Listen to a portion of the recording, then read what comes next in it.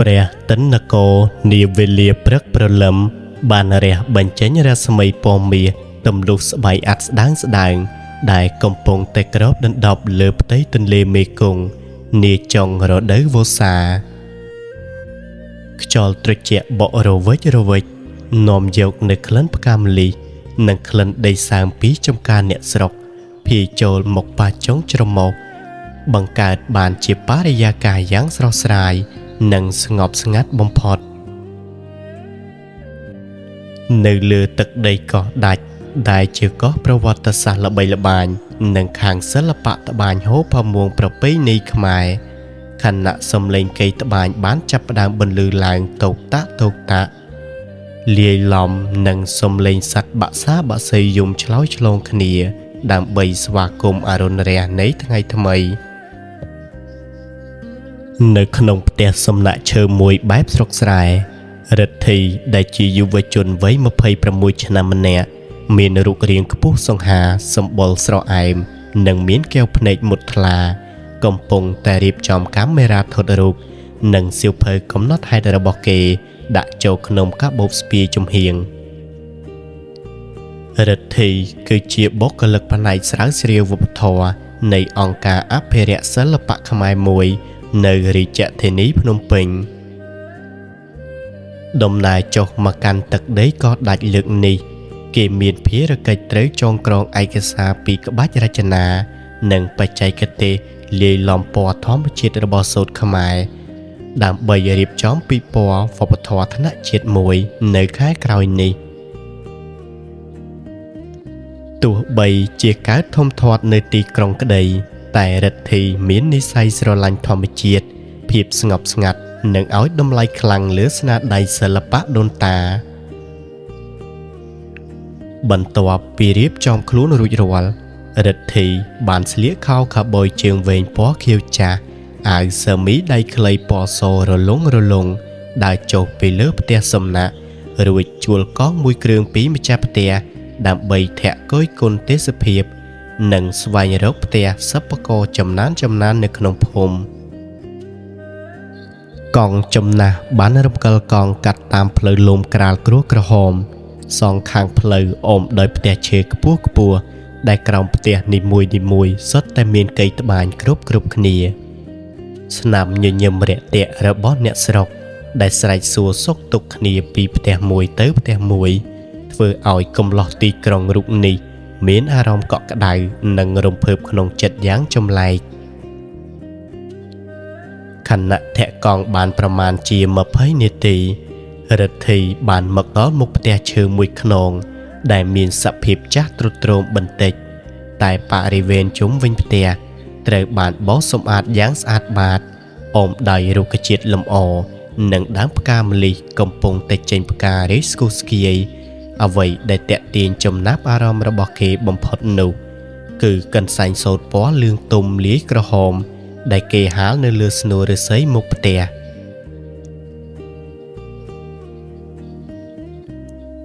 ពណ៌សូត្រនោះភ្លឺរលោងដែលចាំងនឹងពន្លឺព្រះអាទិត្យឯក្បូរក្បាច់រចនារបស់វាមានសភាពល្អិតស្មេនិងរស់រវើកហាក់បីដូចជាផុសចេញពីសាច់ក្រណាត់ដែលរិទ្ធីមិនធ្លាប់បានឃើញកាលពីមុនមកឡើយខណៈដែលគេកំពុងតែឈរទប់កង់សម្លឹងមើលកន្សែងនោះដោយក្តីស្ងោចសរសើរស្រាប់តែមានខ្យល់ជំនោរមួយបានបក់យ៉ាងខ្លាំងធ្វើឲ្យកន្សែងសូត្រដ៏ស្រស់ស្អាតនោះរបូតចេញពីស្នួលហាលហោះរវិចតាមកម្លាំងខ្យល់សំដៅមករករិទ្ធីដោយប្រតិកម្មរហ័សគេបានលូកដៃចាប់កន្សែងនោះជាប់ក្រណាត់សូត្រដ៏ទន់ល្មើយប៉ះនឹងបាតដៃរបស់គេអមដោយក្លិនក្រអូបប្រហើរនៃផ្កាម្លិះនិងក្លិនម្សៅពីធម្មជាតិដែលភាយចេញពីសាច់ក្រណាត់ធ្វើឲ្យគេឈរថ្មឹងមួយរំពេចខណៈរិទ្ធីឈរបានមួយផ្លែតសំឡេងដ៏ស្រស់ស្រទន់តែបង្កប់ដោយភាពភ័យស្លន់ស្លោមួយបានបន្លឺឡើងថាណែលោកបងសូមមេត្តាជួយចាប់កន្សែងនោះឲ្យខ្ញុំផងរិទ្ធីងាកភ្នែកទៅរកប្រភពសំឡេងក៏ប្រទះឃើញនារីម្នាក់ កំពុងតែរត់ចេញពីក្រោមផ្ទះសំដៅមករកគេគ្រាន់តែឃើញវងភ័ក្ររបស់នារីនោះភ្លាមបេះដូងរបស់កំឡោះទីក្រុងដែលធ្លាប់តែស្ងប់ស្ងាត់ស្រាប់តែលូតញាប់ខុសចង្វាក់ហាក់បីដូចជាមានចរន្តអគ្គិសនីឆក់ដូចនេះដែរនាងមានរាងតូចច្រឡឹងស្លៀកសំពត់ហូលពណ៌បៃតងចាស់ត្រឹមជង្គង់និងអាវកក្អមដៃខ្លីពណ៌សដែលបញ្ជាក់ពីភាពសាមញ្ញរបស់នារីអ្នកស្រែចម្ការសក់ខ្មៅរលោងរបស់នាងត្រូវបានក្រងទម្លាក់មកម្ខាងស្មាឯទម្រង់មុខពងក្រពើអមដោយកែវភ្នែកមូក្រឡង់និងរោមភ្នែកទន់សមនឹងបបោមាត់ស្ដើងពណ៌ស៊ីជម្ពូពីធម្មជាតិពិតជាស្រស់សោភាហួសពីការពិពណ៌នាទៅទៀតនាងមានឈ្មោះថាមលីជានារីកំព្រាឪពុកម្ដាយរស់នៅតស៊ូជាមួយយាយចាស់ជរាដោយពឹងផ្អែកលើមុខរបរត្បាញនេះឯង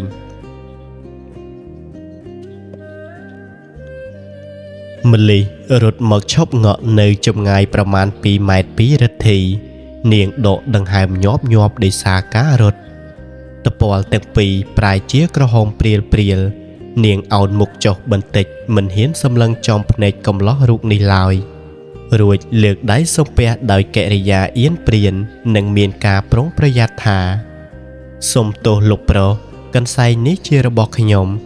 ដោយសារតែខ្យល់បក់ខ្លាំងពេកទើបវាហោះរបូតមកប៉ះលោកបើលោកមិនយល់ទាស់សូមមេត្តាប្រគល់វាឲ្យខ្ញុំវិញផងចុះរិទ្ធីភ្ញាក់ពីការគយគន់សម្រស់នាងគេប្រញាប់ញញឹមយ៉ាងស្រស់រួចដើរចូលទៅជិតនាងមួយជំហានហុចកន្សែងសូត្រនោះទៅឲ្យនាងដោយកាយវិការទន់ភ្លន់បំផុតព្រមទាំងនិយាយថាបាទអ្នកនាងមិនអីទេខ្ញុំចាប់វាតន់មិនតន់ធ្លាក់ដល់ដីប្រឡាក់ឡើយកន្សែងនេះពិតជាមានពណ៌ស្រស់ស្អាតហើយសាច់សូត្រក៏ទន់ល្អណាស់តើអ្នកនាងជាអ្នកត្បាញផ្ទាល់ដៃតាមមែនទេម្លីទទួលយកកន្សែងមកកាន់ទឹមនឹងទ្រូងរួចតបដោយសំឡេងខ្សាកហាក់តែមិនមានគម្លាតថាចាអរគុណលោកខ្លាំងណាស់វាជាស្នាដៃរបស់ខ្ញុំលោកអញ្ជើញធ្វើដំណើរតាមស្រួលចុះខ្ញុំសូមទោសដែលរំខានការធ្វើដំណើររបស់លោកនិយាយចប់នាងបំរុងនឹងងាកខ្លួនដើរត្រឡប់ចូលទៅក្នុងផ្ទះវិញព្រោះនាងតែងតែអៀសខ្លួនចំពោះជនចម្លែកជាពិសេសអ្នកដែលស្លៀកពាក់ស្អាតបាតមើលទៅដូចជាកូនអ្នកមាននៅទីក្រុងឈប់សិនអ្នកនាងរិទ្ធីប្រញាប់ខាត់នាងពីក្រោយគេមិនអោយឱកាសនេះកន្លងផុតទៅឡើយខ្ញុំសូមទោសដែលធ្វើឲ្យអ្នកនាងភ្ញាក់ផ្អើលខ្ញុំបាទឈ្មោះរិទ្ធីខ្ញុំចុះមកពីភ្នំពេញដើម្បីស្រាវជ្រាវពីសិល្បៈត្បាញសូត្រខ្មែរ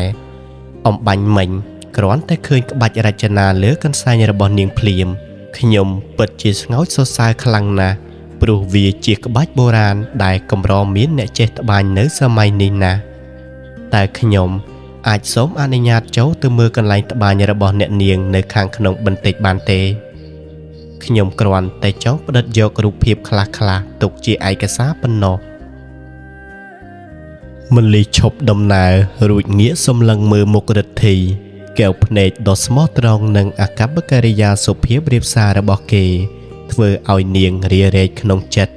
តាំងពីណាពីណីមកនាងកម្រអនុញ្ញាតឲ្យអ្នកណាក្រៅភូមិចូលមកលេងផ្ទះណាប៉ុន្តែគ្រាន់តែឮគេឲ្យតម្លៃលើស្នាដៃត្បាញដែលជានិស្ស័យនិងជាកេរដំណែលរបស់គ្រួសារនាងកំផែងការពារខ្លួនរបស់នាងក៏ចាប់ផ្ដើមរលាយបន្តិចម្ដងខណៈដែលនាងកំពុងតែឈរស្ទាក់ស្ទើរស្រាប់តែមានសំឡេងក្អកតិចបន្លឺឡើងពីលើផ្ទះអមដោយសំឡេងស្ត្រីចំណាស់ម្នាក់ហៅថាម្ល៉េះចៅតើមានភ្ញៀវមករកឬម្ដេចក៏ឲ្យគេឈរហាលថ្ងៃនៅមុខផ្ទះបែបនេះអញ្ជើញលោកចូលមកអង្គុយលេងលើគ្រែឫស្សីក្រោមផ្ទះសិនមកចៅនោះគឺជាយាយសយដែលជាយាយបង្កើតរបស់ម្លីគាត់ដែលចុះតាមកម្មជណ្ដើរយឺតដោយដៃកាន់ឈើច្រត់ម្លីប្រញាប់ស្ទុះទៅជួយទប់យាយរួចងាកមើលរិទ្ធីដោយស្នាមញញឹមស្ដួចស្ដែងរួចលោកយាយក៏បន្តសម្ដីថា សូមអញ្ជើញចៅចូលមកអង្គុយក្នុងសិនមកណាចៅរិទ្ធីរំភើបចិត្តជាខ្លាំងគេប្រញាប់បណ្ដាលយានជំនិះរបស់ខ្លួនចូលទៅចតក្រោមម្លប់ដើមស្វាយរួចដើរដំរងទៅរកក្រែឫស្សីដ៏ធំមួយដែលក្រាលដោយកន្ទេលរំជែកដ៏ស្អាតបាតគ្រាន់តែចូលមកដល់ក្រោមផ្ទះភ្លាមគេបានឃើញកីត្បាញឈើដ៏ធំមួយដែលមានសរសៃសូត្រពណ៌មាសតម្រៀបគ្នាយ៉ាងស្គុះស្គាយជំរាបសួរលោកយាយរិទ្ធីប្រណិប័តលើកដៃសំពះលោកយាយសយយ៉ាងទន់ភ្លន់លើកដៃថ្វាយព្រះក្មួយប្រុសអង្គុយសិនមកក្មួយមើលទឹកក្មួយប្រកាសជាមកពីចម្ងាយហើយចុះមានការអ្វីមែនទេទើបបានជាមកដល់កន្លែងកំសត់របស់យាយនិងចៅម្លិះបែបនេះយាយសយសួរដោយទឹកមុខរាក់ទាក់រិទ្ធីញញឹមរួចរៀបរាប់គោលបំណងរបស់ខ្លួនប្រាប់ទៅលោកយាយសយយ៉ាងក្បោះក្បាយយាយសយស្ដាប់បណ្ដែងក់ក្បាលបណ្ដែដោយក្តីពេញចិត្តគាត់ក៏បានរៀបរាប់ប្រាប់រិទ្ធីវិញពីប្រវត្តិនៃមុខរបរនេះនិងការតស៊ូរបស់ម្លិះដែលត្រូវរ៉ាប់រងការងារនេះទាំងស្រុងតាំងពីឪពុកម្ដាយនាងលាចាកលោកទៅនៅពេលដែលលោកយាយកំពុងតែមានប្រសាសន៍ម្លិះបានយកផ្តិលប្រាក់ដួសទឹកភ្លៀងដ៏ត្រជាក់ដែលមានអណ្ដែតផ្កាម្លិះមកហត់ជន់រិទ្ធីកាយវិការដ៏ទន់ភ្លន់ពេលនាងបន្ទន់ជង្គង់ហុចទឹកឲ្យគេធ្វើឲ្យក្រសែភ្នែកអ្នកទាំងពីរបានប្រសពគ្នាម្ដងទៀតលើកនេះរិទ្ធីបានសម្លឹងមើលកែវភ្នែកដ៏កំសត់តែរឹងមាំរបស់នាងដោយក្តីអាណិតអាសូរនិងការគោរពជាទីបំផុតគេទទួលយកផ្តិលទឹកនោះមករៀមដៃទាំងពីរក៏បានប៉ះគ្នាបន្តិចធ្វើឲ្យម្លិះភ្ញាក់ព្រឺតប្រញាប់ដកដៃវិញរួចអោនមុខដើរទៅអង្គុយនៅក្បែរកៃរបស់នាងក្មួយរិទ្ធីអាចដើរមើលនិងថតរូបតាមសម្រួលចុះណាម្លិះកូនជួយរៀបរាប់ប្រាប់ក្មួយប្រុសអំពីរបៀបលាយពណ៌និងការចងគោមសូត្រយើងផងចុះកូនដើម្បីឲ្យគេបានឯកសារត្រឹមត្រូវយកទៅផ្សព្វផ្សាយយាយសយមានប្រសាសន៍ដោយក្តីមេត្តារួចក៏សុំខ្លួនទៅសម្រាកនៅលើក្រែឫស្សីរិទ្ធីបានបោះជំហានយឺតចូលទៅក្បែរកីត្បាញដែលម្លិះកំពុងតែអង្គុយសំឡេងកីតោកតាក់ក៏បានបន្លឺឡើងវិញម្លិះកំពុងតែបោះត្រល់ឆ្លាក់ចុះឡើងយ៉ាងស្ទាត់ជំនាញដៃនិងជើងរបស់នាងធ្វើការប្រកបដោយចង្វាក់ភ្លេងមួយយ៉ាងពីរោះកំឡោះទីក្រុងឈរគយគន់ទិដ្ឋភាពនេះដោយភ្លេចខ្លួនអ្វីដែលគេចាប់អារម្មណ៍ជាងគេមិនមែនត្រឹមតែសរសៃសូត្រនោះទេតែគឺជាដំណក់ញើសតូចដែលរមៀតធ្លាក់ពីលើផែនថ្ពាល់ដ៏រលោងរបស់នារីកំសត់រូបនេះអ្នកនាងម្លិះរិទ្ធីហៅនាងដោយសំឡេងស្រាលតែការត្បាញកន្សែងមួយនេះត្រូវចំណាយពេលយូរដែរឬទេម្លិះបន្ថយល្បឿនបន្តិចរួចងាកមកតបដោយសំឡេងពីរោះរណ្ដំថាចាសម្រាប់កន្សែងដែលមានក្បាច់គោមស្មុគស្មាញបែបនេះខ្ញុំត្រូវចំណាយពេល7កន្លះខែទើបរួចរាល់ពីការរវៃសូត្រដោយការជ្រលក់ពណ៌ធម្មជាតិពីសម្បកឈើនិងរហូតដល់ការចងគោមគឺទាមទារការអត់ធ្មត់ខ្លាំងណាស់និយាយដល់ការងារដែលខ្លួនស្រឡាញ់ម្លិះហាក់បីដូចជាមានភាពក្លាហានជាងមុននាងលែងសូវអៀនព្រានហើយថែមទាំងពន្យល់គេពីអត្ថន័យនៃក្បាច់គោមនីមួយយ៉ាងក្បោះក្បាយទៀតផងពេលវេលាចេះតែរំកិលទៅមុខយ៉ាងលឿនក្រោមដំបូលផ្ទះឈើកំសត់នេះបេះដូងពីរដែលមកពីមជ្ឈដ្ឋានខុសគ្នាកំពុងតែត្រូវបានត្បាញបញ្ចូលគ្នាដោយមិនដឹងខ្លួនតាមរយៈខ្សែសូត្រនៃនិស្ស័យរិទ្ធីបានកត់ត្រានិងថតរូបជាច្រើនតែរូបភាពភាគច្រើននៅក្នុងម៉ាស៊ីនកាមេរ៉ារបស់គេបែរជាផ្ដោតទៅលើទម្រង់មុខនិងស្នាមញញឹមរបស់ម្លិះទៅវិញពេលព្រះសូរិយាចាប់ផ្ដើមតូទន់ជះពន្លឺពណ៌មាសក្រហមឆ្អៅនាវេលាព្រលប់រិទ្ធីក៏បានសុំលាត្រឡប់ទៅផ្ទះវិញគេបានសុំការអនុញ្ញាតមកលេងទីនេះម្ដងទៀតនៅថ្ងៃស្អែក ហើយម្លិះក៏បានយល់ព្រមដោយក្តីអៀនព្រានរិទ្ធីធាក់កង់ត្រឡប់ទៅផ្ទះសំណាក់វិញតែក្នុងទ្រុងរបស់គេហាក់បានបន្សល់ទុកនៅបេះដូងមួយចំណែកនៅក្រោមផ្ទះកៃត្បាញនោះបាត់ទៅហើយដោយគេបានតាំងចិត្តយ៉ាងមុតមមតែម្នាក់ឯងថាគេនឹងយកឈ្នះចិត្តនារីត្បាញសូត្រដ៏បរិសុទ្ធម្នាក់នេះឲ្យខាន់តែបានពេលវេលាចេះតែរំកិលទៅមុខពីមួយថ្ងៃទៅមួយថ្ងៃប្រៀបបីដូចជាខ្សែទឹកទន្លេមេគង្គគិតចាប់តាំងពីថ្ងៃដំបូងដែលគ្រានោះរដូវបិណ្ឌភ្ជុំខ្វះតែមួយខែទៀតប៉ុណ្ណោះនឹងឈានចូលមកដល់ឥឡូវនេះពេលវេលាមួយខែពេញបានកន្លងផុតទៅយ៉ាងលឿនដូចគេកុហកក្នុងរយៈពេលមួយខែមកនេះរិទ្ធីបានក្លាយជាភ្ញៀវប្រចាំថ្ងៃដែលតែងតែចុះមកសិក្សាស្រាវជ្រាវនិងជួយកិច្ចការងារផ្សេងៗនៅផ្ទះយាយសយជាប្រចាំភាពស្និទ្ធស្នាលរវាងកំឡោះទីក្រុងនិងក្រមុំកោះដាច់ក៏កាន់តែមានភាពស៊ីជម្រៅទៅទោះបីជាមិនទាន់មាននរណាម្នាក់ហ៊ានហាមមាត់សារភាពស្នេហ៍ចំក៏ដោយទីបំផុតពេលវេលាមួយខែបានបញ្ចប់រដូវកាលនៃពិធីបុណ្យភ្ជុំបិណ្ឌប្រពៃណីជាតិក៏បានឈានមកដល់ពិតមែនរាត្រីកាលមុនថ្ងៃកាន់បិណ្ឌវេនទី12បានកន្លងផុតទៅយ៉ាងយឺតនៅលើទឹកដីកោះដាច់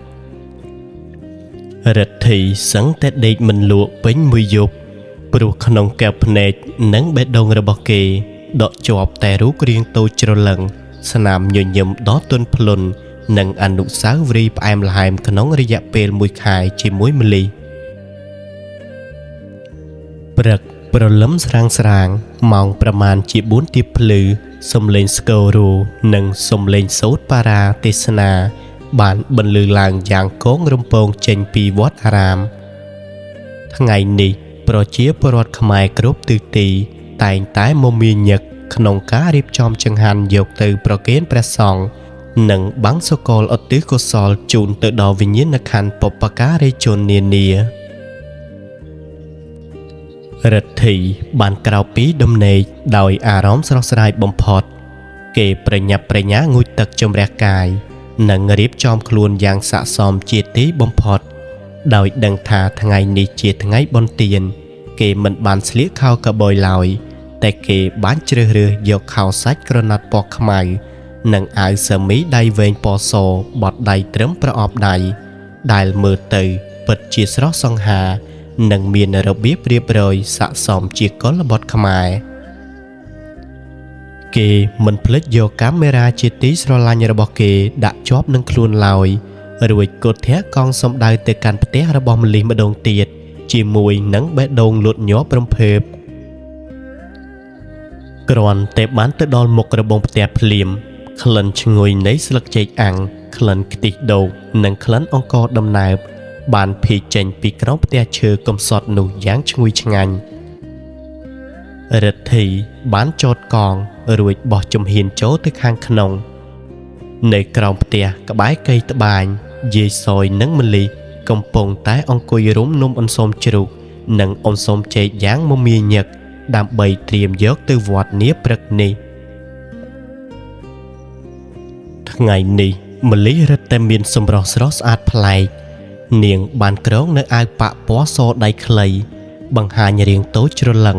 អមដោយសំពត់ហូលសូត្រពណ៌ស្វាយក្រាស់រលើប្រឡងដែលជាស្នាដៃត្បាញផ្ទាល់ដៃរបស់នាងសក់ដ៏វែងរបស់នាងត្រូវបានបួងឡើងពាក់កណ្ដាលតុបតែងដោយផ្កាម្លិះក្រងជាទម្រង់កម្រងតូចមួយនៅខាងក្រោយនាងកំពុងតែអង្គុយបត់ស្លឹកចេកយ៉ាងផ្ចិតផ្ចង់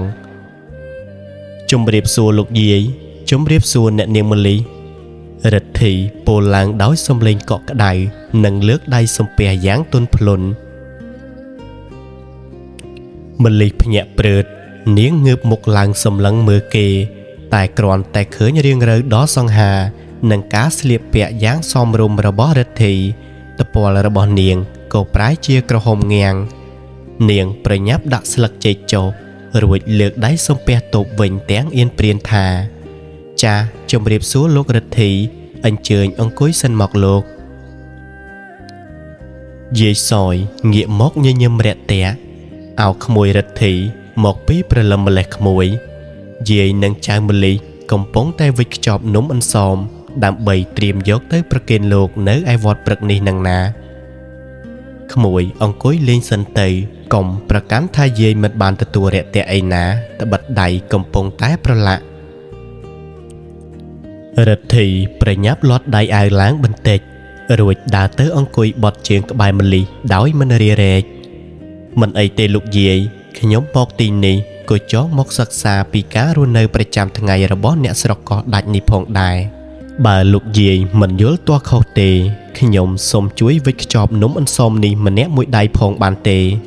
កាលនៅក្មេងៗខ្ញុំធ្លាប់ឃើញម៉ាក់ខ្ញុំខ្ចប់ដែរតែយូរហើយមិនដែលបានធ្វើសោះ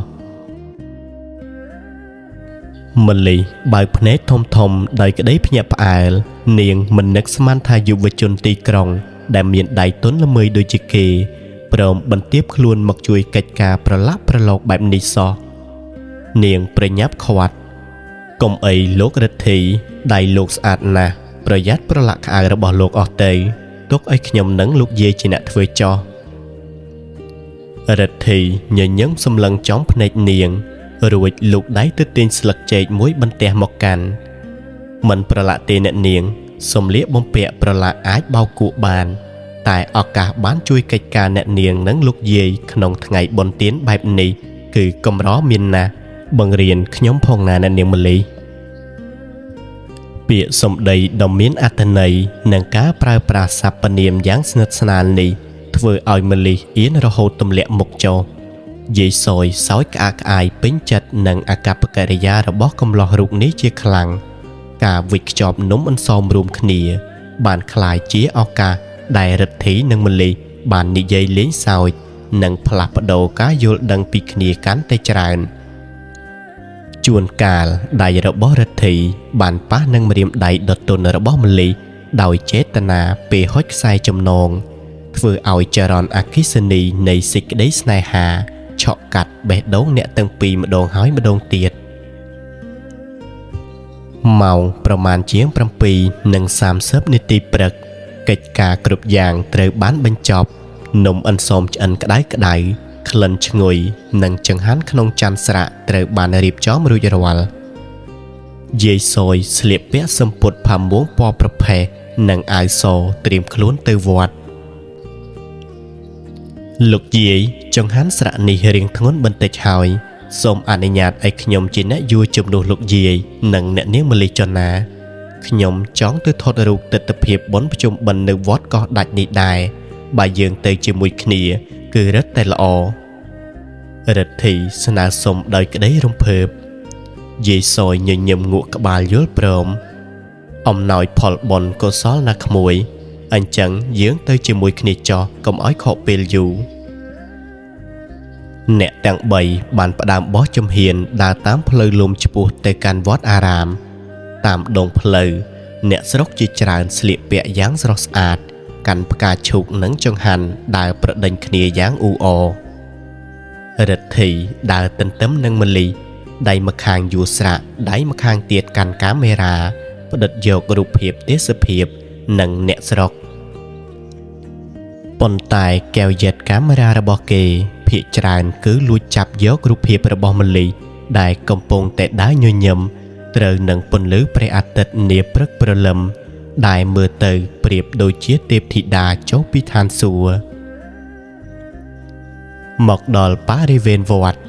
បរិយាកាសពោរពេញទៅដោយភាពអ៊ូអរនិងក្លិនធូបសែនក្រអូបសំឡេងមេក្រូប្រកាសហៅឈ្មោះពុទ្ធបរិស័ទលាយឡំនឹងសំឡេងសូត្រធម៌បង្កើតបានជាសូរស័ព្ទនៃសេចក្តីស្ងប់សុខក្នុងផ្លូវដង្ហើមសាសនា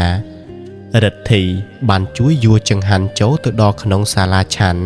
រួចរៀបចំប្រគេនព្រះសង្ឃយ៉ាងរៀបរយបន្ទាប់មកពួកគេបាននាំគ្នាទៅកាន់ទីសក្ការៈចែកដីដើម្បីធ្វើពិធីបង្សុកូលនៅមុខចែកដីតូចមួយដែលផ្ទុកអធិធាតុឪពុកម្ដាយរបស់ម្លីនាងបានរៀបចំដង្វាយអុជធូបនិងលុតជង្គង់ប្រណម្យដៃបួងសួងដោយទឹកមុខស្រងោតស្រងាត់ កែវភ្នែករបស់នាងរលីងរលោងដោយក្តីនឹករលឹករិទ្ធីដែលឈរក្បែរនោះមានអារម្មណ៍អាណិតនាងជាពន់ពេកគេបានលូតជង្គង់ចុះទន្ទឹមនឹងនាងអុជធូប3សរសៃរួចបិទភ្នែកបួងសួងក្នុងចិត្តយ៉ាងស្ងៀមស្ងាត់ថាបបិទ្ធវិញ្ញាណក្ខន្ធលោកពូអ្នកមីងខ្ញុំបាទឈ្មោះរិទ្ធីទោះបីជាខ្ញុំបាទមិនដែលបានស្គាល់លោកទាំងពីរតែខ្ញុំបានលងស្រឡាញ់កូនស្រីរបស់លោកទាំងពីរយ៉ាងជ្រាលជ្រៅខ្ញុំបាទសូមសច្ចាថានឹងប្រើប្រាស់ជីវិតមួយនេះដើម្បីមើលថែការពារនិងផ្ដល់ក្តីសុខដល់ម្លិះមិនឲ្យនាងត្រូវរងទុក្ខឯកាតទៅទៀតឡើយសូមលោកទាំងពីរមេត្តាជួយតាមថែរក្សាចំណងនិស្ស័យមួយនេះផងចុះបួងសួងចប់រិទ្ធីបានយកធូបទៅដោតក្បែរជើងធូបរបស់ម្លិះពេលគេងើបមុខឡើងកែវភ្នែកទាំងពីរបានប្រសពគ្នាម្លិះឃើញកែវភ្នែកដ៏មុតថ្លានិងពោពេញទៅដោយភាពកក់ក្ដៅរបស់គេនាងហាក់ទទួលដឹងពីសារដែលគេបានបួងសួងបេះដូងក្រមុំដែលធ្លាប់តែបិទទ្វារជិតឈឹងចាប់ផ្ដើមរលាយដោយសារកម្ដៅនៃសេចក្តីស្មោះត្រង់របស់យុវជនរូបនេះរំពេចនោះបរិយាកាសដ៏ស្ងប់ស្ងាត់និងមានក្តីសុខត្រូវបានបំបែកដោយសំឡេងក្អាកក្អាយមួយបានបន្លឺឡើងពីក្រោយខ្នងថា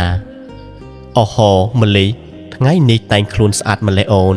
មកបាំងសកលឲ្យឪម៉ែដែរឬបុរសដែលដើរចូលមកនោះគឺជាវិបុលជាកូនប្រុសរបស់ថៅកែស្រីទិញសូត្រដ៏មានឥទ្ធិពលប្រចាំកោះដាច់នេះវិបុលមានរូបរាងធាត់ទាបបន្តិចស្លៀកពាក់អាវម៉ាកល្បីៗតែអាកប្បកិរិយាគឺក្រអឺតក្រទមនិងកោងកាចគេតែងតែតាមចែចង់និងដាក់គំនាបលើគ្រួសារម្លិះតាមរយៈការទិញសូត្រក្នុងតម្លៃថោកដោយអាងថាគ្រួសារគេជាម៉ូចដុំធំជាងគេនៅទីនេះម្លិះគ្រាន់តែឃើញមុខវិបុលភ្លាមទឹកមុខនាងប្រែជាភ័យខ្លាចនិងស្អប់ខ្ពើមនាងប្រញាប់ងើបឈរថយក្រោយទៅឈរក្បែរយេសយរួចតបដោយសំឡេងវឺតថាចាខ្ញុំមកធ្វើបុណ្យសូមទោសខ្ញុំត្រូវទៅខាងមុខទៀតហើយណាវិបុលមិនព្រមឈប់គេបោះជំហានមកពាំងមុខម្លិះរួចលូកដៃបំរុងនឹងប៉ាស្មារបស់នាងប្រញាប់ទៅណាអូនចាំទៅជាមួយបងទៅចុះខែនេះតបាញ់សូត្របានប៉ុន្មានក្បាច់ហើយបើខ្វះលុយកាក់ប្រាប់បងមកមិនបាច់លំបាកអង្គុយតបាញ់ទាំងយប់ទាំងថ្ងៃទេគ្រាន់តែព្រមរៀបការជាមួយបងទៅជីវិតអូននឹងបានរស់នៅលើគំនរប្រាក់ហើយណាតង្វើលប្រហើននិងសម្ដីប្រមាថនៅទីសក្ការៈនេះធ្វើឲ្យរិទ្ធីក្តៅក្រហាយក្នុងចិត្តយ៉ាងខ្លាំងគេមិនអាចឈរមើលនារីដែលខ្លួនស្រឡាញ់ត្រូវគេធ្វើបាបបានឡើយរិទ្ធីបោះជំហានទៅពាំងមុខរវាងម្លិះនិងវិបុលរួចវាសដៃវិបុលចេញដោយកម្លាំងមួយល្មមតែមើងម៉ាត់អត់ទោសលោកប្រុសរិទ្ធីនិយាយដោយសំឡេងរាបស្មើតែបង្កប់ដោយអំណាចនិងភាពសង្ហាទីនេះជាទីអារាមជាកន្លែងធ្វើបុណ្យទានលោកមិនគួរប្រើសម្ដីនិងកាយវិការអសិលធម៌ដាក់នារីភេទបែបនេះទេសូមលោកមេត្តាផ្ដល់ភាពគោរពដល់នាងនិងទីកន្លែងនេះផងណាវិបុលភ្ញាក់ព្រឺតពេលត្រូវយុវជនចម្លែកមុខម្នាក់មកព្រានប្រដៅខ្លួនគេសម្លឹងមើលរិទ្ធីតាំងពីក្បាលដល់ចុងជើងរួចសោយចំអកឯងជានរណាមកពីណាចេះមកព្រានប្រដៅអញទៀតឯងត្រឹមតែជាក្មេងចម្លែកមុខហ៊ានមកតាំងខ្លួនជាវីរៈបុរសការពារម្លិះផងឬដឹងទេថាគ្រួសារអញជានរណានោះរិទ្ធីនៅតែរក្សាភាពស្ងប់ស្ងាត់និងមិនតបដោយកំហឹងតែគេសម្លឹងចំភ្នែកវិបុលដោយមិនញញើតខ្ញុំមិនខ្វល់ថាលោកជានរណាឬមានទ្រព្យសម្បត្តិប៉ុណ្ណាទេអ្វីដែលខ្ញុំខ្វល់គឺការដែលលោកកំពុងតែរំខានសិទ្ធិបុគ្គលរបស់អ្នកដទៃម្ល៉េះនាងបានបដិសេធលោកយ៉ាងច្បាស់ហើយបើលោកជាកូនប្រុសពិតប្រាកដលោកគួរតែចេះខ្មាស់អៀននិងដើរចេញទៅសម្ដីចាក់ដោតចំរបស់រិទ្ធី ធ្វើឲ្យអ្នកភូមិដែលនៅឈរក្បែរនោះលួចសោចនិងខ្សឹបខ្សៀវគ្នាព្រោះពួកគេតែងតែស្អប់ចរិតពាលរបស់វិបុលជាយូរមកហើយវិបុលខឹងរហូតមុខឡើងក្រហមដោយម្ទេសទុំគេចង្អុលមុខរិទ្ធីរួចគំរាមថាអាសន្នខ្វះការអប់រំឯងចាំទុកទៅឯងហ៊ានលូកដៃចូលរឿងអញមិនឲ្យឯងសុខទេចំណែកនាងម្លិះត្រៀមខ្លួនទៅសូត្រខែនេះអញនឹងបញ្ចុះតម្លៃពាក់កណ្ដាលបើមិនលក់ឲ្យអញក៏គ្មាននរណាហ៊ានទិញពីនាងឯងដែរនិយាយចប់វិបុលក៏ដើរខឹងទន្ទ្រាំជើងចេញពីទីនោះទៅយ៉ាងកំរោលបរិយាកាសប្រែជាស្ងប់ស្ងាត់តែក្នុងចិត្តរបស់យេស៊យនិងម្លីបែរជាពោពេញទៅដោយក្តីកង្វល់ការគំរាមកំហែងបញ្ចុះតម្លៃសូត្រគឺជាការកាត់ផ្ដាច់ដង្ហើមរបស់គ្រួសារនាងម្លីអោនមុខចុះទឹកភ្នែកសន្សើមចាប់ផ្ដើមរមៀលធ្លាក់មកលើផែនថ្ពាល់រិទ្ធីងាកមកមើលនាងដោយក្តីបារម្ភគេទាញកន្សែងដៃពណ៌សស្អាតពីហៅប៉ៅហុចទៅឲ្យនាងដោយថ្នមអ្នកនាងម្លីកុំយំអីមនុស្សអាក្រក់បែបនោះមិនសមឲ្យអ្នកនាងសម្រក់ទឹកភ្នែកឡើយម្លីទទួលយកកន្សែងដៃនោះរួចជូតទឹកភ្នែកតិចនាងនិយាយដោយសំឡេងខ្សឹបខ្សួលថាលោករិទ្ធីលោកមិនគួរចេញមុខមកជួយខ្ញុំទេគ្រួសារគេមានឥទ្ធិពលណាស់នៅកោះនេះបើគេបញ្ចុះតម្លៃសូត្រមែនខ្ញុំនឹងយាយប្រកាសជាគ្មានប្រាក់ទិញអង្ករនិងថ្នាំសង្កូវឡើយម្យ៉ាងទៀតខ្ញុំខ្លាចគេតាមធ្វើបាបលោកគ្រាន់តែជានារីត្បាញកំសត់ម្នាក់មិនសមឲ្យលោកត្រូវមកប្រថុយប្រឋានបែបនេះទេរិទ្ធីដកដង្ហើមធំគេដឹងពីទម្ងន់នៃការលំបាករបស់នាងគេងាកទៅសំពះយេស៊យរួចនិយាយដោយសំឡេងមើងម៉ាត់ថាលោកយាយនិងអ្នកនាងម្លីកុំបារម្ភពីរឿងលក់សូត្រនោះអីខ្ញុំជាបុគ្គលិកអង្គការអភិរក្សសិល្បៈខ្មែរហើយខ្ញុំមានបណ្ដាញអតិថិជនច្រើននៅភ្នំពេញដែលគេឲ្យតម្លៃខ្ពស់លើស្នាដៃសូត្រលាយពណ៌ធម្មជាតិបែបនេះខ្ញុំធានាថាខ្ញុំនឹងជួយរកទីផ្សារលក់កន្សែងសូត្រទាំងអស់របស់អ្នកនាងក្នុងតម្លៃថ្លៃជាងវិបុលទ្វេដងស្នាដៃដ៏មានតម្លៃបែបនេះមិនអាចឲ្យជនពាលយកទៅជន់ឈ្លីតម្លៃបានឡើយការធានាអះអាងរបស់រិទ្ធីប្រៀបដូចជាពន្លឺព្រះអាទិត្យដែលរះបំបែកពពកខ្មៅងងឹតយាយសយញញឹមទាំងទឹកភ្នែកលោកយាយលើកដៃសំពះអរគុណរិទ្ធីឯម្លីក៏សម្លឹងមើលមុខគេដោយកែវភ្នែកពោពេញទៅដោយក្តីសង្ឃឹមនិងសេចក្តីកតញ្ញូដ៏ជ្រាលជ្រៅវីរៈបុរសរបស់នាងមិនត្រឹមតែការពារនាងពីការបៀតបៀនទេតែថែមទាំងជួយស្រោចស្រង់ឆ្នាំងបាយគ្រួសារនាងទៀតផងបន្ទាប់ពីបញ្ចប់ពិធីបុណ្យនៅវត្តពួកគេបានដើរត្រឡប់មកផ្ទះវិញព្រះអាទិត្យរះខ្ពស់បន្តិច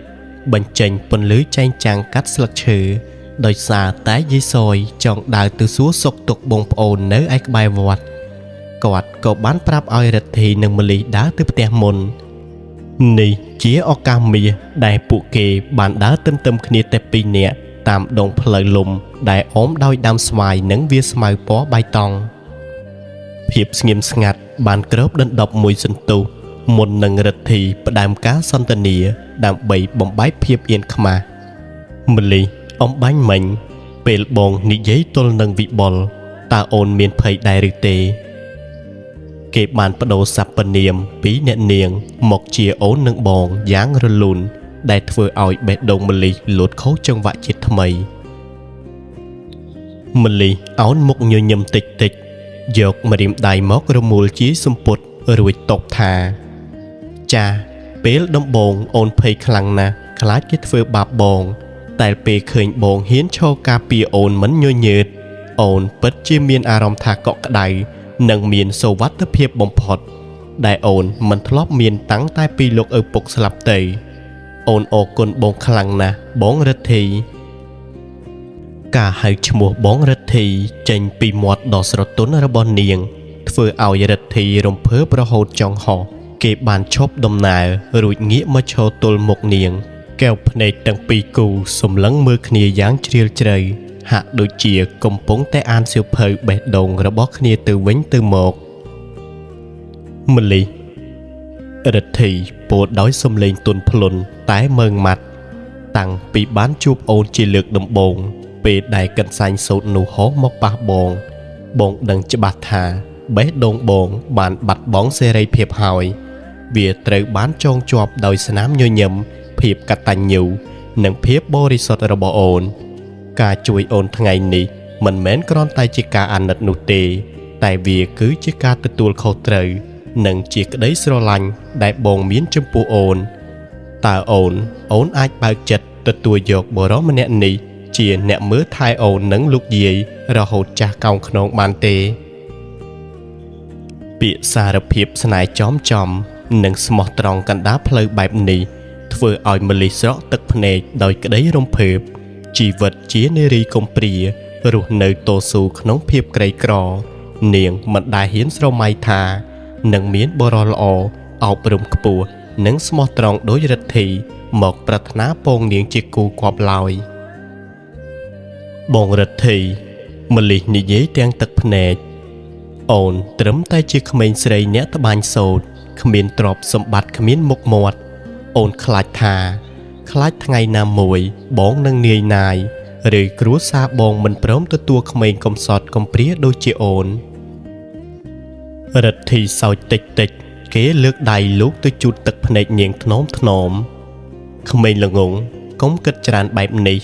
សម្រាប់បងតម្លៃរបស់មនុស្សមិនស្ថិតលើទ្រព្យសម្បត្តិទេតែស្ថិតលើសីលធម៌និងភាពស្មោះត្រង់ចំណែកគ្រួសារបងពួកគាត់ជាអ្នកស្រឡាញ់សិល្បៈវប្បធម៌បើគាត់បានឃើញកូនប្រសាពូកែត្បាញនិងសម្រស់ស្អាតដូចជាទេពធីតាបែបនេះគាត់ច្បាស់ជាស្រឡាញ់អូនជាងបងទៅទៀតណាម្លិះញញឹមទាំងទឹកភ្នែកភាពភ័យខ្លាចទាំងអស់ត្រូវបានរលាយបាត់នាងបានដកកន្សែងសូត្រពណ៌លឿងទុំលាយក្រហមឆ្អៅដែលជាកន្សែងហោះទៅប៉ះគេកាលពីថ្ងៃដែលអ្នកទាំងពីរបានជួបគ្នាលើកដំបូងនោះចេញមកពីកាបូបស្ពាយរបស់នាងរួចហុចទៅឲ្យរិទ្ធីដោយដៃញ័របងរិទ្ធីកន្សែងនេះជាកន្សែងនិស័យដែលនាំឲ្យយើងបានជួបគ្នាអូនសូមប្រគល់ជូនបងទុកជាចំណងបេះដូងនិងជាតំណាងឲ្យក្តីស្រឡាញ់ដ៏ស្មោះត្រង់របស់អូនទោះបីជាអូនមិនបានអ្វីច្រើនតែបេះដូងមួយនេះអូនសូមផ្ញើលើបងហើយណារិទ្ធីទទួលយកកន្សែងនោះមកកាន់ដោយក្តីរំភើបឥតឧបមាគេយកវាមកផ្ទឹមនឹងទ្រូងរួចញញឹមយ៉ាងមានក្តីសុខបំផុតអរគុណអូនសំឡាញ់កន្សែងនេះគឺជារបស់ដែលមានតម្លៃបំផុតក្នុងជីវិតបងសន្យាថានឹងរក្សាទុកវាឲ្យបានល្អនិងថែរក្សាម្ចាស់កន្សែងនេះឲ្យមានសេចក្តីសុខអស់មួយជីវិតខ្យល់រដូវវស្សាបក់រវិចនាំយកនៅភាពត្រជាក់និងក្តីសង្ឃឹមថ្មីហោះហើរជុំវិញអ្នកទាំងពីរក្រោមពន្លឺព្រះអាទិត្យនាវេលាថ្ងៃត្រង់នៃរដូវបុណ្យភ្ជុំបិណ្ឌបេះដូងអ្នកទាំងពីរបានចងក្រងនិស្ស័យស្នេហ៍ជាផ្លូវការដោយមិនមានអ្វីអាចមកបំបែកបានឡើយការចាប់ផ្ដើមនៃសេចក្តីស្នេហានេះនឹងត្រូវប្រឈមមុខនឹងឧបសគ្គអ្វីខ្លះទៀតនោះគឺមានតែពេលវេលាដែលជាអ្នកសម្រេចប៉ុន្តែរិទ្ធីនិងម្លិះបានត្រៀមខ្លួនរួចជាស្រេចដើម្បីតស៊ូជំនះរាល់ឧបសគ្គនានាដោយកន្សែងសូត្រជាប់ស្នេហ៍នេះជាសាក្សីនៃសេចក្តីស្រឡាញ់របស់ពួកគេជារៀងរហូតបន្ទាប់ពីទិដ្ឋភាពដ៏ផ្អែមល្ហែមនាពេលព្រឹកដែលម្លិះបានប្រគល់កន្សែងសូត្រពណ៌លឿងទុំជាចំណងបេះដូងជូនរិទ្ធីរួចមកអ្នកទាំងពីរក៏បានដើរត្រឡប់មកផ្ទះវិញដោយទឹកមុខពោពេញទៅដោយស្នាមញញឹមនិងសេចក្តីសុខរៀងខ្លួននាអាហារថ្ងៃត្រង់នោះរិទ្ធីបានបរិភោគបាយយ៉ាងឆ្ងាញ់ពិសាបំផុតភាពស្និទ្ធស្នាលនិងភាពកក់ក្ដៅដែលគេទទួលបានពីផ្ទះឈើកំសត់នេះបានធ្វើឲ្យកំឡោះទីក្រុងមានអារម្មណ៍ដូចជានៅផ្ទះរបស់ខ្លួនឯងដូចនេះដែរ ក្រោយពីញ៉ាំបាយរួចរាល់រដ្ឋីបានជួយលាងចានម្លិះនៅខាងក្រោយផ្ទះរំពេចនោះសំឡេងមេក្រូពីវត្តបានប្រកាសហៅពុទ្ធបរិស័ទឲ្យទៅចូលរួមលេងល្បែងប្រជាប្រិយនិងទស្សនាការប្រណាំងទូកខ្នាតតូចនៅមាត់ទន្លេនាឱកាសរសៀលថ្ងៃបុណ្យភ្ជុំនេះយាយសយបានប្រាប់ម្លិះឲ្យនាំរដ្ឋីទៅដើរលេងកម្សាន្តនៅឯមាត់ទន្លេត្បិតនៅទីនោះមានរៀបចំកម្មវិធីសប្បាយៗជាច្រើនម្លិះក៏យល់ព្រមតាមយាយនាងបានចូលទៅយកកន្សែងពាក់ឈៀងស្មារួចដើរចេញទៅជាមួយរដ្ឋីការធ្វើដំណើរថ្មើរជើងឆ្ពោះទៅកាន់មាត់ទន្លេមេគង្គពោពេញទៅដោយភាពស្រស់ស្រាយតាមដងផ្លូវដែលអមដោយចំការពោតនិងវាស្មៅពណ៌បៃតងរដ្ឋីនិងម្លិះបាននិយាយលេងសើចនិងផ្លាស់ប្ដូរបទពិសោធន៍ជីវិតគ្នាទៅវិញទៅមកកាន់តែស៊ីជម្រៅមកដល់បរិវេណមាត់ទន្លេទីនេះមានសភាពអ៊ូអរកុះកយ៉ាងខ្លាំងក្រៅពីអ្នកទស្សនាទូកក៏មានក្រុមយុវជនយុវនារីកំពុងប្រមូលផ្ដុំគ្នាលេងល្បែងប្រជាប្រិយយ៉ាងសប្បាយរីករាយសំឡេងហូរកញ្ជ្រៀវបានបន្លឺឡើងកងរំពងនៅក្រោមម្លប់ដើមពោធិ៍ធំក្រុមអ្នកភូមិកំពុងតែលេងលាក់កន្សែងយ៉ាងសប្បាយពេលឃើញម្លិះដើរចូលមកក្រមុំក្នុងភូមិបានស្រែកហៅនាងឲ្យចូលរួមលេងជាមួយពួកគេម្លិះងាកមកមើលមុខរដ្ឋីហាក់ដូចចង់សុំការអនុញ្ញាតរដ្ឋីញញឹមងក់ក្បាលរួចដើរទៅឈលមើលនាងលេងល្បែងនោះដោយក្តីពេញចិត្តរំពេចនោះវិបុលដែលទើបតែមានរឿងនៅវត្តកាលពីព្រឹកមិញបានដើរចូលមកក្នុងរង្វង់កំឡោះក្រមុំដោយទឹកមុខក្រអឺតក្រទមនិងមានគំនុំអមដោយកូនចៅពីរនាក់គេពាក់ខ្សែកងមាសសុទ្ធតែប៉ុនម្រាមដៃដើរសំដៅត្រង់មករករដ្ឋីដែលកំពុងឈរមើលម្លិះលេងហាក់មានបំណងរករឿងគេចំតែម្ដងវិបុលឈប់ងក់ចំពីមុខរដ្ឋីរួចនិយាយដោយសំឡេងក្អេងក្អាងនិងបញ្ចោតបញ្ចើថាអូហូលោកវីរៈបុរសទីក្រុងនៅតាមយាមម្លិះដល់មាត់ទន្លេទៀតអញប្រាប់ឲ្យដឹងចោះកុំសង្ឃឹមថាអាចនាំនាងចេញពីកោះនេះបានឲ្យសោះបើអញមិនអនុញ្ញាតនោះរដ្ឋីនៅតែរក្សាភាពស្ងប់ស្ងាត់និងងាកមកសម្លឹងវិបុលរួចតបដោយសម្ដីមើងម៉ាត់ថាខ្ញុំមិនចាំបាច់សុំការអនុញ្ញាតពីអ្នកណាឡើយជាពិសេសមនុស្សដែលចូលចិត្តប្រើអំណាចគំរាមកំហែងអ្នកដទៃដូចជាលោកនោះវិបុលខឹងសម្បើមយ៉ាងខ្លាំង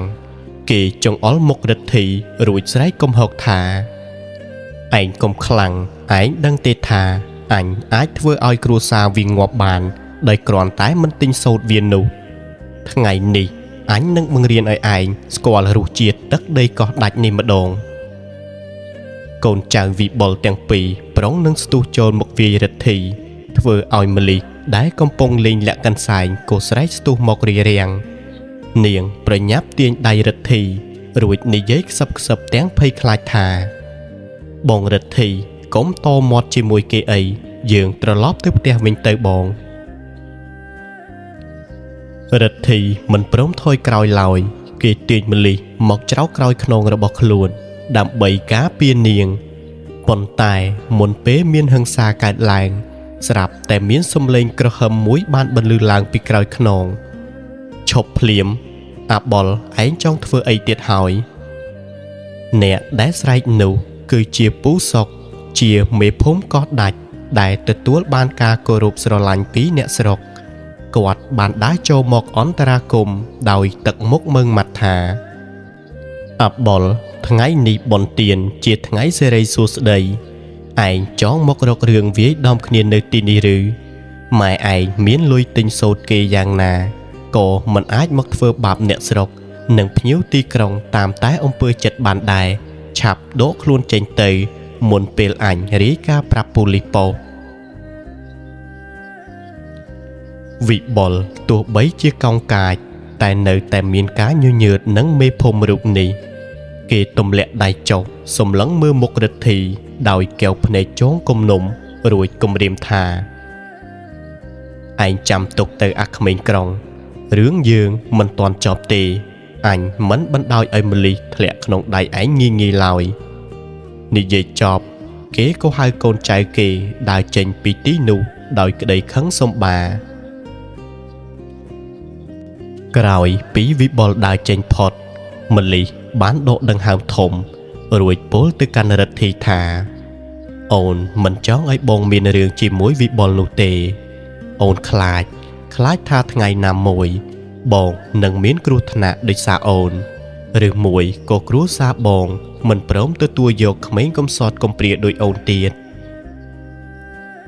រិទ្ធីចាប់កាន់ស្មាទាំងសងខាងរបស់នាងដោយថ្នមតែបង្ហាញអាកប្បកិរិយាមឹងម៉ាត់ម៉ត់ចោទថាម្លីស្ដាប់បងណាអូនបានប្រគល់បេះដូងឲ្យបងហើយបងសន្យានឹងកាន់ដៃអូនឆ្លងកាត់រាល់ឧបសគ្គទាំងអស់ចំណែករឿងគ្រួសាររបស់បងអូនកុំបារម្ភអីម៉ាក់ប៉ាបងគាត់ជាមនុស្សដែលមានចិត្តទូលាយបងជឿជាក់ថាពួកគាត់នឹងស្រឡាញ់អូនណារាត្រីនោះរិទ្ធីបានប្រាប់ពីគម្រោងរបស់គេឲ្យនាងដឹងថាគេត្រូវធ្វើដំណើរត្រឡប់ទៅទីក្រុងវិញនៅថ្ងៃស្អែកនេះដើម្បីរៀបចំពិព័រណ៍វប្បធម៌ឲ្យបានទាន់ពេលវេលានៅព្រឹកថ្ងៃបន្ទាប់នាទីតាំងកំពុងចម្លងកោះដាច់ម្លិះបានដើរមកជូនដំណើររិទ្ធីដោយទឹកមុខស្រពាប់ស្រពោនមុននឹងឡើងទូកដររិទ្ធីបានលួចហុចទូរស័ព្ទដៃម៉ាកណូគៀស៊េរីចាស់មួយគ្រឿងដែលគេទិញទុកទៅឲ្យម្លិះដើម្បីងាយស្រួលតាក់ទងគ្នាព្រមទាំងបាននិយាយថាចាំបងណាអូនបងនឹងយកស្នាដៃសូត្ររបស់អូនទៅផ្សព្វផ្សាយហើយបងនឹងឆាប់ត្រឡប់មកជួបអូននិងលោកយាយវិញមិនខានឡើយរិទ្ធីពោលទាំងក្តីអាឡោះអាល័យមុននឹងបោះជំហានឡើងទូកដរម្លិះបានត្រឹមតែងក់ក្បាលស្រក់ទឹកភ្នែកសម្លឹងមើលទូកដែលបោចាក់ចេញកាត់ផ្ទៃទឹកទន្លេមេគង្គរហូតបាត់ស្រមោលពីកែវភ្នែកនារីម្ចាស់កៃត្បាញសូត្រដ៏កំសត់មួយនេះក្រោយពេលត្រឡប់ទៅដល់ទីក្រុងភ្នំពេញវិញរិទ្ធីមិនបានបំភ្លេចពាក្យសន្យារបស់ខ្លួនឡើយគេបានយកកន្សែងសូត្រនិងហូលផាមួងស្នាដៃរបស់ម្លិះយកទៅដាក់តាំងបង្ហាញក្នុងពិព័រណ៍វប្បធម៌ថ្នាក់ជាតិដោយសារតែគុណភាពសូត្រល្អប្រណិតនិងក្បាច់គោមបុរាណចម្លែកកម្រមានស្នាដៃទាំងនោះទទួលបានការចាប់អារម្មណ៍យ៉ាងខ្លាំងអំពីសំណាក់ថ្នាក់ដឹកនាំនិងភ្ញៀវបរទេសអង្គការរបស់រិទ្ធីបានសម្រេចចិត្តចុះកិច្ចសន្យាទិញសូត្រពីគ្រួសារម្លិះដោយផ្ទាល់ក្នុងតម្លៃខ្ពស់បំផុតដែលធ្វើឲ្យការគំរាមកំហែងរបស់វិបុលរលាយបាត់ដោយអំបិលត្រូវទឹកហើយគ្រួសារយីសយក៏មានជីវភាពធូរធារជាងមុនទៀតជារៀងរាល់យប់សំឡេងទូរស័ព្ទឆ្លើយឆ្លងគ្នាពីចម្ងាយគឺជាកម្លាំងចិត្តតែមួយគត់ដែលជួយឲ្យម្លិះមានកម្លាំងចិត្តតស៊ូនឹងការងារត្បាញនិងជួយឲ្យរិទ្ធីបានរសាយស្បោយពីភាពនឿយហត់នៃការងាររិទ្ធីក៏មិនបានលាក់បាំងរឿងរ៉ាវក្នុងបេះដូងរបស់ខ្លួនឡើយគេបានរៀបរាប់ពីម្លិះប្រាប់ទៅដល់លោកសុជាតិនិងអ្នកស្រីសុភាដែលជាម៉ាក់ប៉ារបស់គេឲ្យបានជ្រាបទោះបីជាម៉ាក់ប៉ារបស់រិទ្ធីមានចិត្តទូលាយនិងស្រឡាញ់សិល្បៈវប្បធម៌ក្តីតែពួកគាត់នៅតែចង់សាក់លបងចិត្តអនាគតកូនប្រសាដើម្បីធានាថានាងពិតជាមនុស្សល្អដូចជាការរៀបរាប់របស់កូនប្រុសមែននៅព្រឹកមួយពួកគាត់បានធ្វើដំណើរស្ងាត់ទៅកាន់កោះដាច់ដោយក្លែងខ្លួនជាឈ្មួញសូត្រដ៏ធំមកពីទីក្រុងដើម្បីមកបញ្ជាទិញហូលសូត្រពីម្លិះពេលទៅដល់ផ្ទះលោកយាយសយលោកសុជាតិនិងអ្នកស្រីសុភាបានទទួលការរាក់ទាក់យ៉ាងកក់ក្ដៅពីម្លិះនាងបានរៀបចំទឹកតែនិងនំចំណីទទួលភ្ញៀវប្រកបដោយមារយាទស្រទន់ក្នុងពេលដែលជជែកចរចាម្លិះបានបង្ហាញពីភាពស្មោះត្រង់យ៉ាងច្បាស់លាស់ដោយនាងបញ្យល់ពីគុណភាពសូត្រនិងកំណត់តម្លៃត្រឹមត្រូវមិនមានល្បិចកេងចំណេញឡើយរំពេចនោះ អ្នកស្រីសុភាបានសម្លឹងឃើញកន្សែងសូត្រពណ៌ក្រហមឆ្អៅលាយសរសៃមាសមួយទៀតដែលមានក្បាច់គោមរូបផ្កាម្លិះរួមរិទ្ធដ៏ស្រស់ស្អាតឥតខ្ចោះដាក់តាំងនៅក្នុងទូកញ្ចក់គាត់បានសុំទិញវាក្នុងតម្លៃខ្ពស់ក៏ពពកប៉ុន្តែម្លិះបានញញឹមបដិសេធទន់ភ្លន់នាងខ្ញុំសុំទោសអ្នកមីងកន្សែងផ្សេងទៀតអ្នកមីងអាចទិញបានទេប៉ុន្តែកន្សែងមួយនេះខ្ញុំទើបតែត្បាញរួចថ្មីដើម្បីត្រៀមទុកជូនមនុស្សដែលនាងខ្ញុំស្រឡាញ់និងវាមានគុណភាពបំផុតនៅថ្ងៃពិសេសរបស់ពួកយើងនាងខ្ញុំមិនអាចលក់វាបានទេទោះបីជាឲ្យតម្លៃខ្ពស់ប៉ុណ្ណាក៏ដោយទង្វើលដ៏ថ្លៃថ្នូរភាពស្មោះត្រង់និងភក្តីភាពរបស់ម្លីធ្វើឲ្យលោកសុជាតិនិងអ្នកស្រីសុភារំភើបចិត្តជាខ្លាំងការសាក់លបងទឹកចិត្តលើកនេះទទួលបានចម្លើយយ៉ាងច្បាស់លាស់ពួកគាត់បានញញឹមសម្លឹងមុខគ្នារួចលោកសុជាតិក៏មានប្រសាសន៍ឡើងថាក្មួយម្លីក្មួយពិតជានារីដ៏កម្រមែនបើពូប្រាប់ថាអ្នកដែលក្មួយស្រឡាញ់នោះគឺជាកូនប្រុសរបស់ពូតើក្មួយជឿដែរឬទេម្លីនិងយាយសយបើកភ្នែកធំដោយក្តីភ្ញាក់ផ្អើលខណៈនោះរិទ្ធីដែលបានដឹងពីផែនការរបស់ប៉ាម៉ាក់ខ្លួនក៏បានដើរចេញពីក្រោយរថយន្តទំនើបរួចចូលមកក្នុងផ្ទះដោយស្នាមញញឹមម្លីរំភើបស្ទើរស្រក់ទឹកភ្នែកនាងប្រញាប់លូតជង្គង់សំពះអ្នកមានគុណទាំងពីរដោយក្តីគោរពក្តុកក្តួលក្នុងចិត្ត3 ខែក្រោយមកពិធីមង្គលការរបស់រិទ្ធីនិងម្លីត្រូវបានរៀបចំឡើងយ៉ាងអធិកអធមនៅលើទឹកដីកោះដាច់ក្រោមម្លប់ឈើហូបផ្លែនិងបរិយាកាសត្បាញប្រពៃណីរោងការត្រូវបានតុបតែងលម្អដោយសូត្រខ្មែរចម្រុះពណ៌និងផ្កាម្លិះក្រអូបប្រហើរពេញពិធីភ្ញៀវកិត្តិយសមកពីទីក្រុងនិងអ្នកភូមិកោះដាច់ទាំងអស់រួមទាំងពូសុកមេភូមិផងដែរបានចូលរួមអបអរសាទរយ៉ាងកុះករក្រោយរៀបការរិទ្ធីនិងប៉ាម៉ាក់បានជួយពង្រីកសិប្បកម្មត្បាញរបស់ម្លីឲ្យក្លាយជាមជ្ឈមណ្ឌលសូត្រប្រចាំសហគមន៍ដែលជួយបង្កើតការងារដល់ស្ត្រីក្រីក្រជាច្រើននៅក្នុងភូមិទោះបីជាមានជីវិតធូរធារនិងក្លាយជាកូនប្រសារអ្នកទីក្រុងក្តីតែរិទ្ធីនិងម្លីមិនដែលភ្លេចផ្ទះឈើកំសត់និងត្បាញចាស់នោះឡើយជារៀងរាល់ឆ្នាំនាឱកាសបុណ្យភ្ជុំបិណ្ឌគ្រួសារតូចនេះតែងតែធ្វើដំណើរត្រឡប់មកកាន់ផ្ទះឈើចាស់នៅឯកោះដាច់ដើម្បីអុជធូបឧទ្ទិសកុសលជូនបុព្វការីជននិងរំលឹកអនុស្សាវរីយ៍ដើមនៃកន្សែងជាប់ស្នេហ៍ដែលជាស្ពាននាំឲ្យពួកគេជួបគ្នានិងស្រឡាញ់គ្នារហូតអវសានមកដល់ពេលបច្ចុប្បន្ននេះ